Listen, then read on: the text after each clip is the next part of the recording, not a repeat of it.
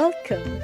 You're listening to Latin Waves with your hosts, Sylvia and Sylvia Richardson. Latin Waves is more than just hot rhythms. This is a show about community, about creating a culture that is inclusive and based on fairness.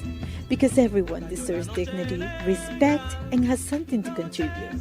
A new world is possible, and it all starts with us. I'm delighted this morning to be joined by Jorge Martin, the Secretariat of Hands Off Venezuela. Welcome to our program, Jorge. Yes, it's a pleasure to be with you again. I'd like to focus our discussion today perhaps on how, the increasing level of pandemics, the increasing level of, dire climate changes is forcing us not only to pay attention to what happens in our own backyard, but also to the social movements that are charging despite the aggression and violence they face. Yes, in reality, I will say that even before the pandemic started, what we were witnessing in many parts of the world was the beginning of a new revolutionary wave. We had one 10 years ago in 2011 when we saw the uprisings in the Arab countries, the overthrow of the regimes in Tunisia, in Egypt, the mass movements in Spain with the Indignados, the Occupy movement in the United States, the Syntagma Square in Greece. And that, for different reasons, died down. It took different expressions. And now, just before the pandemic, at the end of 2019, we saw the beginning of a new wave, what I think is a new wave of revolutionary movements, so mass revolutionary movements in Algeria, in Sudan, in Iraq, in Lebanon.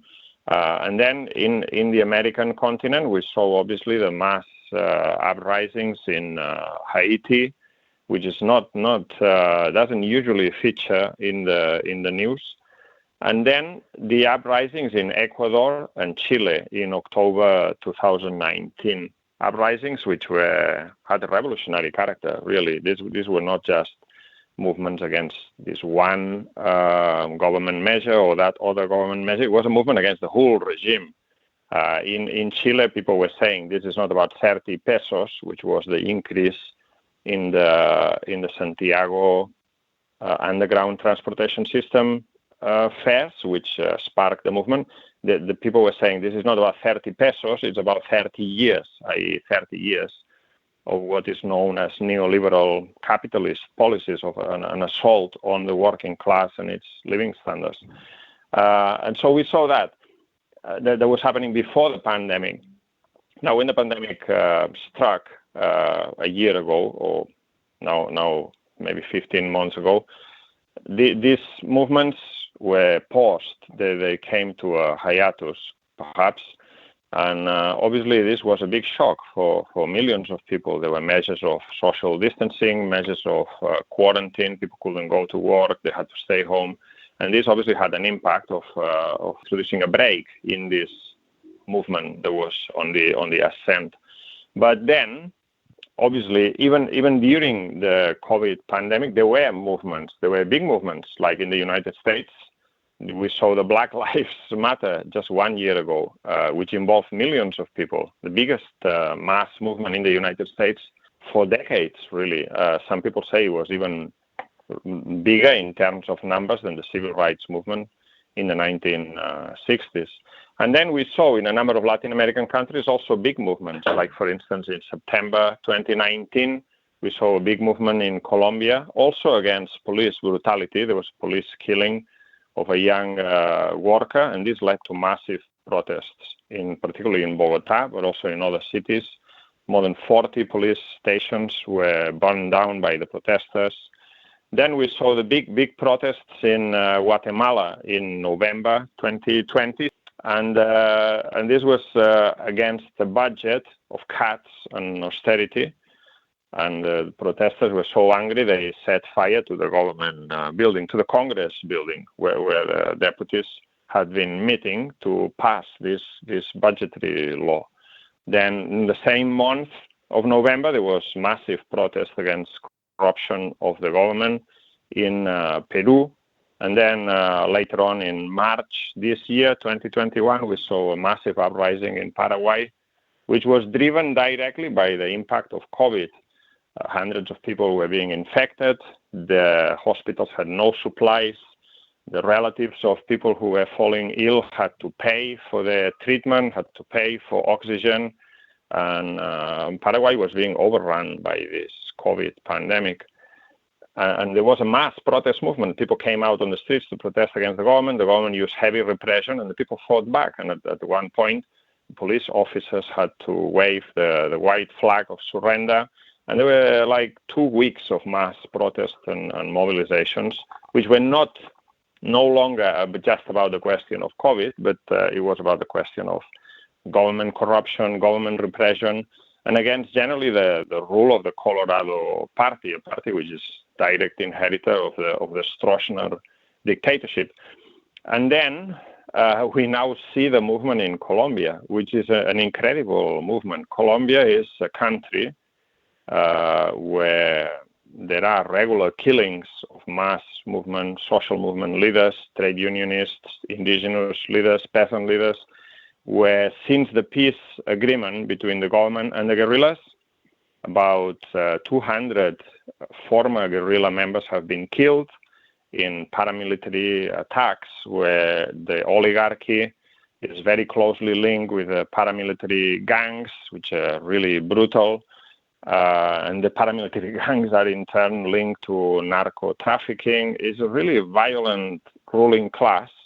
And it's a place where it's very dangerous to be a social movement activist, to fight for a better world, to fight for your rights. It can lead directly to this person being killed. And we have seen the emergence of a mass movement, which is called the Paro Nacional, the national stoppage or national strike, which has been going on since April the 28th. And I think that's incredible. I mean, if you were to ask me 2 years ago or a year ago, which is the country in Latin America where it's most unlikely to see a mass movement, a mass uprising, I would have probably said Colombia. It's difficult to see a movement like that in Colombia. And now Colombia is at the forefront of the whole of Latin America. It's part of the same process. In fact, what happened is that President Duque had spent a lot of money. Capitalists everywhere have spent a lot of money to try to save the capitalist economy in the face of the pandemic. And so the same thing had happened in Colombia. And then after a few months, this led to massive fiscal deficit, 9%, 9% of GDP is the fiscal deficit for 2020 in Colombia. And so the government decided to make the workers and the middle class, the middle layers, pay for it. And so introduced tax reform, increasing VAT and a whole number of other taxes that mainly hitting the poor and the working class. And the people said, well, that's enough. Enough is enough. They came out on the streets on the 28th. They remain on the streets to this day. So it's more than a month now. We are on the 2nd of June today. But they've been on the streets for nearly 6 weeks, which is incredible. And they've been subject to everything, to brutal police repression. Over 60 people have been killed by the actions of the police. The government has at certain points militarized whole cities. For instance, Cali, which is a very large city, very populated city, which is the epicenter of the movement. There have been instances of civilians under the protection of the security forces shooting at demonstrators, i.e. paramilitary gangs. People have been disappeared. Women protesters have been subject to sexual assault by the police officers. All this is documented by NGOs and human rights organizations. The movement has also had to face the criminalization by the mass media. The government is saying that this movement is not a genuine movement. It's a movement of criminal elements linked to the guerrillas. Never mind the fact that the guerrillas have played no role in this, and the main guerrillas are now no longer existing. But the government is still using the same song, the same allegations, in order to try to drive a wedge between the protesters and the mass of the population. But they've failed completely. President Duque is now the most unpopular president in Colombian history, with a disapproval rate of 76%. And so, I mean, the resilience of the people in Colombia is really extraordinary. And this is a movement against the regime. It's not just a movement against the tax reform. The tax reform has been withdrawn. The movement achieved a victory, partial victory. But now they want more. They managed to also reverse the proposed counter-reform of the health system. But they basically want Duque to go and completely new government. So that is very interesting. And more recently, even at the weekend, we saw on the 29th, Saturday, May the 29th, we saw mass protests in Brazil, which is one of the countries that has been hardest hit by the pandemic in Latin America. And largely responsible for this is the completely irresponsible and criminal policy of President Bolsonaro, who is now extremely unpopular. And there were hundreds of thousands on the streets despite the pandemic. I mean, people in Colombia say when the masses are on the streets in the middle of the pandemic is because they consider the government more dangerous than the pandemic itself. And people are dying. Lots of people, thousands of people every day are dying in Brazil alone. But nevertheless, people have to have no other alternative in order to defend their life, in this case, and their living standards. They have to go out and have no other option than to come out on the streets and protest. And we have seen similar anger expressing itself through elections in Chile, where independents not linked to any party gained the majority in the Constitutional Convention elections. And now the elections coming up in Peru this weekend, where it's likely that the left-wing candidate, Pedro Castillo, might win the second round of the presidential election. So this is what we are witnessing, a worldwide movement against capitalism, I will say, against the impact of capitalism on healthcare, on education, on living standards. And people are starting to say enough. And the youth, I would say, is at the forefront of this movement. What's happening in Latin America is not just in one country or another country. It's a more general process, and it's part of a worldwide movement, I will say. The struggle of the Palestinians in the last few weeks was also led by the youth, inspired by the Black Lives Matter movement, using methods of mass struggle, general strikes. I think this is the way forward, and this is the conclusion that more and more people, working class people, young people, women, and so on, are drawing around the world. So, in many ways, I think people have realized that it's not the virus that will kill us. Hunger will definitely kill us before the virus gets to us. So at some point, we all reach a tipping point. And it seems like worldwide we are there right now. Can we talk a little bit about how this mismanagement, it's not a mismanagement, but it's an overt abuse of power in Brazil, has led to the mass movements? And key to this, I think, is not just the repression, but used by the government to prevent other social movements, but how people have fought against and are now mobilizing to invent, create, imagine a different way forward. This is very closely linked to everything that's happening now. For instance, you take Peru, and Pedro Castillo, the trade union leader, who is now standing in the second round of the elections. He might win the election. It's not clear. He's facing an uphill struggle, obviously. But his main slogan is no more poor people in a rich country. And what does he mean? He means that Peru, for one reason or another, is a country that's rich in natural resources. It's rich in mining resources.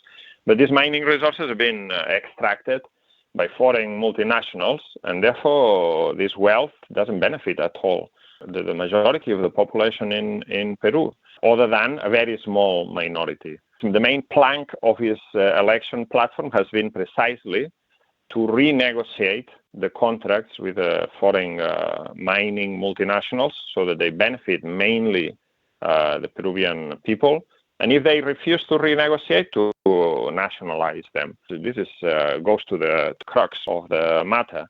This is what decolonization really means, the expropriation of the multinationals which are expoliating the have continued to expoliate these countries for decades and centuries. Because we have to be clear, in the last period, 2020 has been a really bad year from an economic point of view for Latin America. Latin America is the region in the world that has been hardest hit by the economic collapse. And at the same time, the multimillionaires in Latin America have increased their wealth by 40%. And the number of multimillionaires has also increased, mainly concentrated in Mexico and Brazil. So it's not just a struggle, let's put it this way, a struggle between Latin America and the imperialist nations. Is a struggle in which, in each one of these countries, there is an oligarchy, a capitalist oligarchy, which is at the puppets of imperialism. They play the role of the local office boys of imperialism in these countries, and they need to be removed from power, as well as the multinationals. As for Brazil, I think that if we want to understand what's happening now in Brazil, we have to go back to 2013. In 2013, we saw the beginning of a mass movement from a seemingly accidental question, which is the increase in the transportation fares in Sao Paulo. And there were big demonstrations around that. Then there were demonstrations against the World Cup, Football World Cup, and so on. And then this movement also revealed the discrediting of all political parties, not only the parties of the right wing, but also the discrediting of the Dilma Rousseff government of the Workers' Party. The Dilma Rousseff was re-elected on the basis of carrying out a left-wing policy. But as soon as she was re-elected, she then made a pact with the capitalist parties and started implementing a policy which wasn't left-wing. This then coincided with the economic crisis which hit Latin America around 2013, 2014, and this led to a massive discrediting of Dilma. And then when she was removed, the parties that removed her, the capitalist parties, which were the same parties, by the way, that were in a coalition with Dilma in the government, Temer, for instance, they were also so discredited that they couldn't by any means win the next election. And then the following election was therefore won by Bolsonaro on the basis of complete demagogic campaign, where he said, I'm going to deal with the question of insecurity, I'm going to deal with the question of jobs, I'm going to make Brazil great again. We've heard all that before. It's the same slogans as Trump used to win the election. But very soon, Bolsonaro won the election in 2018, there was a mass movement against him. 3 months, I think it was in April, just barely 4 months after he had been elected, there was already a big movement that started amongst the youth, the university youth, against cuts in the education budget. Then there was a general strike against the pensions counter-reform. Every time there was a big mobilization, for instance, the general strike, the mass movement of the youth, Bolsonaro tried to mobilize his own base of support, but the numbers were not there. These enraged petty bourgeois reactionary elements could not master the numbers on the streets. The working class is much stronger in a country like Brazil and had not been defeated decisively in any way. And so you had a situation where from the very beginning, his popularity started to collapse. There were mass protests against him. And the slogan of Fora Bolsonaro, which was put forward around April 2018, became extremely popular. And then this process, as I say, was cut off by the pandemic and the way it hit so hard. Now it's starting to come to the surface again, even in the middle of a deadly third wave of the pandemic. The government of Bolsonaro is not a strong government. It's a very weak government. It's riddled by all sorts of contradictions. There are at least 3 different factions within the government: the military faction, the Bolsonaro faction, which involves his own close family and the more crazy elements of his government, and then the Paulo Guedes faction, which represents the interests of capitalists. They want to privatize everything. They want to destroy the health service, everything. These different factions, they are all out against each other. Moro, who was the Minister of Justice, was forced to resign. The whole farce of the election, of the judicial process against Lula has now collapsed. Lula is now being released from jail, and he's now allowed to stand in the elections again, showing how scandalous the situation was when he was barred from standing, because he will have defeated Bolsonaro at that time.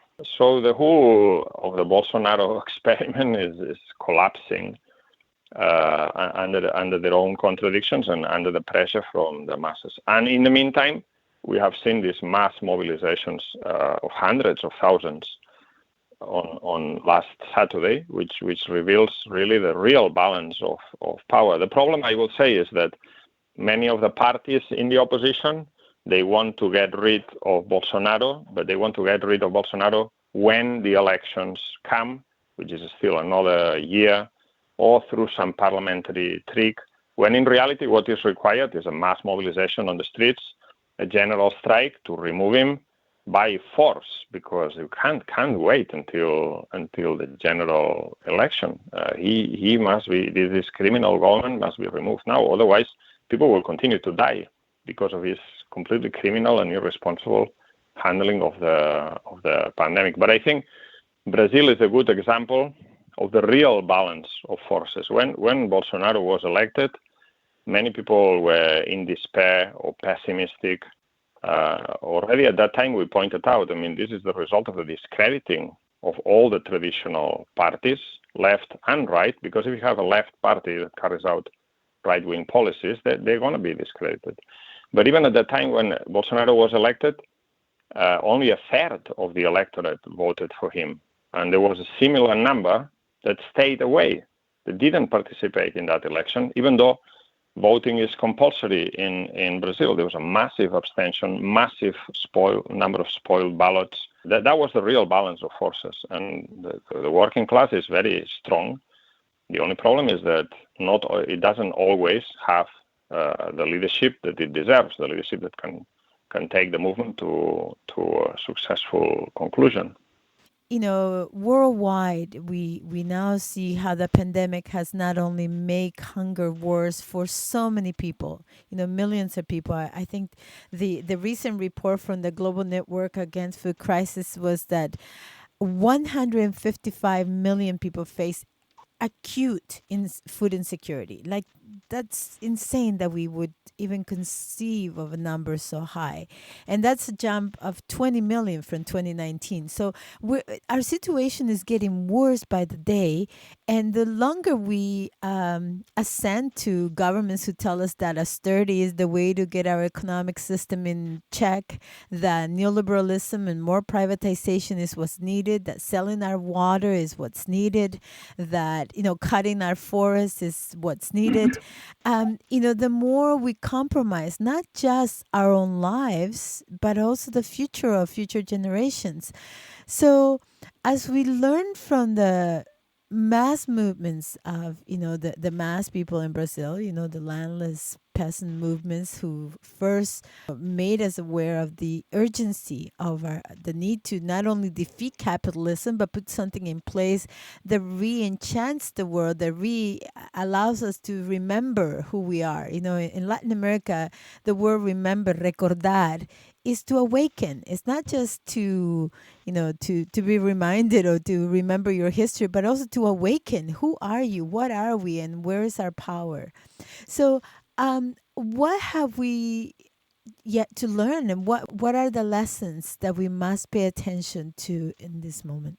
I will say that if there is a lesson that you can draw from all of these movements, particularly the movements around the Red October in Chile and Ecuador, and now the national strike in Colombia, is on the one hand that the working class is extremely powerful. The workers, the peasants, the youth, the indigenous people, we are the majority, the overwhelming majority of the society.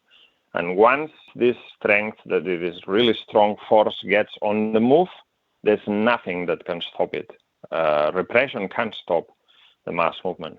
That's the first one. The workers can bring the whole society to a standstill through mass strikes, road blockades, and through that they can also break down the resistance of the state apparatus, however powerful it might be. That's the first lesson: the enormous strength, the working class, and the mass movement of the oppressed. The second one, I will say, is that, in my opinion, it's not enough to say that we are against neoliberalism. Neoliberalism is just a particular phase of capitalism in crisis. It's not, because otherwise you might get the idea that, okay, we are against neoliberalism, we are for a different type of capitalism. And that is just not possible. There is no other type of capitalism that is possible in this period of crisis. Maybe in the past, you could have welfare state capitalism, let's put it this way, which didn't solve all the problems, but at least ameliorated some of the living conditions of the mass. But now that's not possible in this period of crisis. And so we need to be clear. In order to defeat neoliberalism, we need to defeat the capitalist system and replace it by a system of democratic control and ownership of the means of production, the economy, for the benefit, so that we can plan our resources, human, material, minerals, and so on, for the benefit of the majority of the population, not for the greed of a small unelected minority.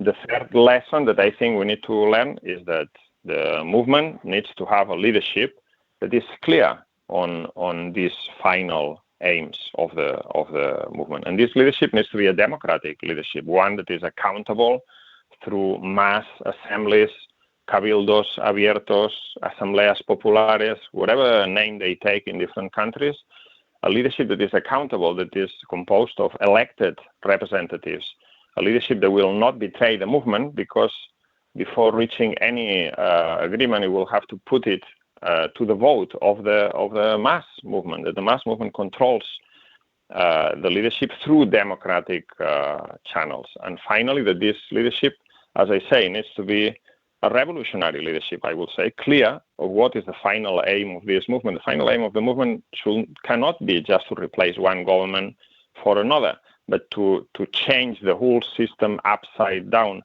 and to establish a system of democratic control and ownership of the economy in the benefit of the majority of the population. I would say that's socialism. And you were mentioning this question of the environment, the pandemic, and I will say that what Rosa Luxemburg said over 100 years ago, socialism or barbarism, is today more relevant than when she said it. We're facing with an environmental catastrophe. If we do not get rid of a capitalist system, we might not have a planet where to live anymore in a few decades. So it's an urgent task.